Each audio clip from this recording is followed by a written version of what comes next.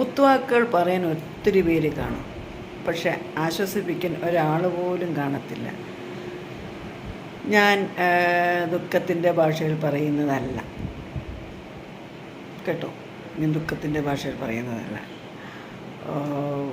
ഒരു പരമാർത്ഥം പറഞ്ഞു എന്ന് മാത്രം. കേൾക്കുന്നവർക്ക് അരാജകത്വം തോന്നിയെന്നിരിക്കും, ഇഷ്ടക്കേട് തോന്നിയെന്നിരിക്കും, പക്ഷേ സത്യം അതല്ലേ അല്ലേ? കുറ്റപ്പെടുത്താൻ, കുത്തുവാക്കുകൾ പറയാനായിട്ട് ചുറ്റിലും, സ്വന്തം വീട്ടിലാണെങ്കിലും പുറത്താണെങ്കിലും ചുറ്റിലും ആൾക്കാർ കാണും. നമ്മളെ ആ മനസ്സിൻ്റെ പ്രയാസത്തിൽ നിന്ന് നമുക്കൊന്ന് ആശ്വസിപ്പിക്കാൻ ഒരാളെങ്കിലും കാണും? ഇല്ല.